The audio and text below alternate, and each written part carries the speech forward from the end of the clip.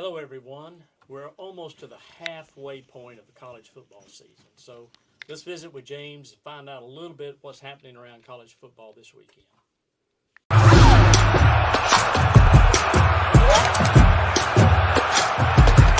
Visit your local Toyota dealers today. Toyota, let's go places.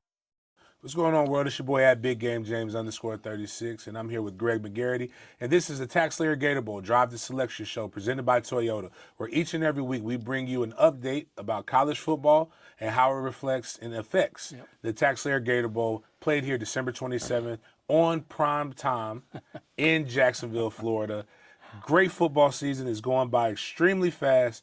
We get mad. We get mad because our teams aren't doing well. And then we're ready for the season to get over. Then we beg for the season to start again, for the season to feel like it's almost halfway done. So, we got a lot of good things going. Last week was the craziest week that hopefully we'll see this year in college football. Tons of upsets, tons of games that were closer than what they should have been in across the nation, but definitely in the ACC and the SEC. So what were some things that stood out to you this past weekend, Greg? Well, I think starting Friday, the way Virginia responded, that was a huge win for their program, and it just shows you that you've got to be ready. You've got to be clicking on all cylinders to be successful, because parity is present across both conferences. And you saw it in the SEC. Tennessee barely beat Mississippi State. LSU goes to Ole Miss, and Ole Miss wins. Alabama had a huge win in Athens. So you saw a lot of things that weren't predicted to happen. So I think that's what makes this year in college football so great, is that the parity is incredible. Wake Forest, if they might have gotten that offsides call against Georgia Tech, they may have upset Georgia Tech. So you got to be lucky in so many of these situations, but you also have to be really, really prepared each week. Styles make fights. That's one of the things that I always talk about in what I love in the sweet science in boxing. And you saw that a lot this weekend. Virginia, again, we talk about going back to Friday. Yeah. When you look at what Florida State beating Alabama, what they looked like a juggernaut, looked like they were back. Virginia was explosive, and who knows, you didn't know what you were going to get. You felt like it should have been an easy victory, but Friday night on the road, a lot of crazy things happened. I mean, the same thing that you talked about with the Ole Miss, LSU, Tennessee, Wake, Georgia Tech. It just shows that there's a lot of good football teams out here, which also means we might just have a lot of good teams that we get to select from that we might not even been tracking or thinking about. This weekend coming up, rivalry weekend in some aspects, some good games on the deck, things that will probably get us a good idea of who we may be looking forward to in the future for the TaxSlayer Gator Bowl. What are some games on the ACC side that we should be looking forward to this weekend? Well, the number one game. Oh, without a doubt. The only game for me. Miami against Florida State will be the game everyone will be watching. It's pivotal for both schools. And Miami's up there among the top 10 teams right now. FSU was, but FSU's got a lot of things going for you. But James, these are the type games where you can rebound very quickly. Nobody likes to lose, so you tell a lot about your team, how they rebound after a loss. And I just think it's going to be a dynamic game. It kind of reminds me of the old days when you had two teams that were really, really talented that are going to fight. And, I expect a very close game that's going to come down to whoever can make the fewest mistakes and take advantage of these opportunities. But, oddly enough, the other big game is Virginia at Louisville. Louisville barely squeaked by Pitt last weekend, but the SEC side is kind of light. Who would have thought that game day, ESPN game day, would be in Tuscaloosa for the Vanderbilt game? So I'm really interested to see how that game turns out, because I'm sure Alabama has a lot of payback on their mind on that. Another big game is Mississippi State at A&M. A&M's hot right now.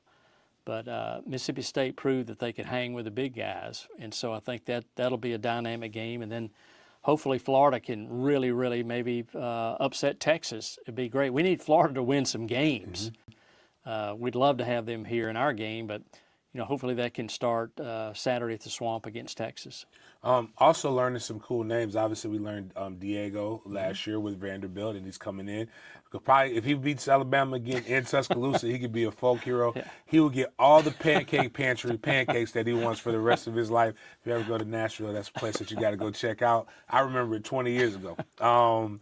You also got local flavor again in that Florida State-Miami game. You've got Carson Beck. You got a ton of Jacksonville guys here. You got the Florida game. Again, DJ Lagway, is he still good? Is it time for Tramel Jones? What's going on with that? Games where teams that are struggling, that are traditionally strong, could come in and upset a team that you feel like is clicking on all cylinders. And also just even some of the beautiful things about the transfer portal, like Ole Miss, I don't know who that quarterback is or where he found him from. Yeah. But one thing we're finding is that there are guys that want to make big-time plays in big-time games. And speaking of that, there is no big-time game that has more big-time plays than the TaxSlayer Gator Bowl, which will be played December 27th here in Jacksonville, Florida, prime time. And there was a notable observation that we talked about. Actually, on Monday, we had a lot of games that had some Gator Bowl flavor. In particular, on this past Sunday, one with Jackson Dart. Yeah. So let's talk about, where did we all find out? I'm going to say that Jackson Dart made a name for himself in the TaxSlayer Gator Bowl, playing every snap of the TaxSlayer Gator Bowl, and that might have been what launched him into becoming a first-round pick. Well, I think it showed the resilience that young man, it really showed that he loves to play football.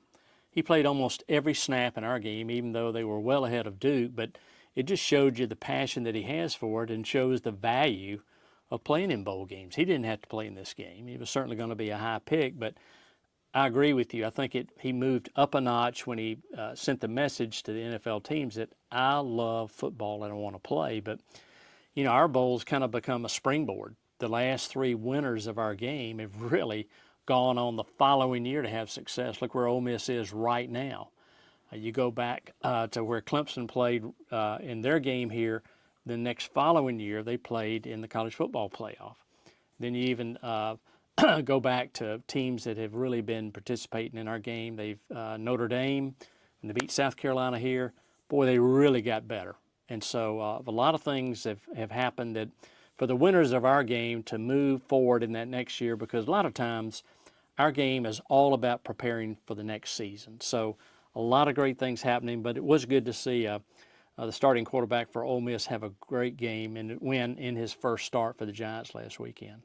And going back, I don't want to say how long ago it was, but it was, to my son, it was ancient. He thinks it was leather helmet days, but we played in the TaxSlayer Gator Bowl my junior year. Got an opportunity to score a touchdown in that game, and we sprung forward to win the ACC, the first ever ACC championship game. That was also played in Jacksonville, Florida. It's a great opportunity. It's a great bowl game. Having played in it, and also now serving on the other side of it with the Chairman's Club, is something that's really, really cool, really, really unique. A bowl game is not a consolation. Right. It's just a prize. It is for hard work during the season. You get to come enjoy the beautiful city of Jacksonville, and also be able to connect with some of the greatest businesses in the city of Jacksonville, as we get to do, being Chairman's Club members, which if you're not, you need to consider becoming one. TaxSlayer Gator Bowl, prime time, city on the map, all these kind of good things. Again, some of the best athletes in the world will get a chance to play here. And each and every week, me and Greg McGarity will come and talk about some of those potential names and some of those potential teams that you will be locked into on the TaxSlayer Gator Bowl Drive the Selection Show presented by Toyota. We will see you guys next time.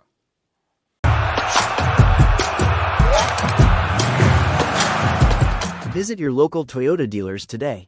Toyota, let's go places. We we are back for another off the field update. A couple of things coming at you with Gator Bowl Charities today. One being that the Gator Bowl Charities Award of Excellence Scholarship presented by Momentum Transportation. We are a month out from the deadline to apply. So once again, that is a scholarship for high school seniors. You have to be a student athlete, so active in some sort of sport. Also like a dance or a taekwondo, we consider as that sports, so you check that box. You have to have a 3.5 GPA, so excel in the classroom, and then excel, giving back to the community and being active in your school extracurriculars. So if you know a high school senior student athlete, I would encourage you to have them to apply. It is 1 month from tomorrow that the deadline, and we do that early so they can be recognized on field during the TaxSlayer Gator Bowl game, which is always a really cool opportunity for them.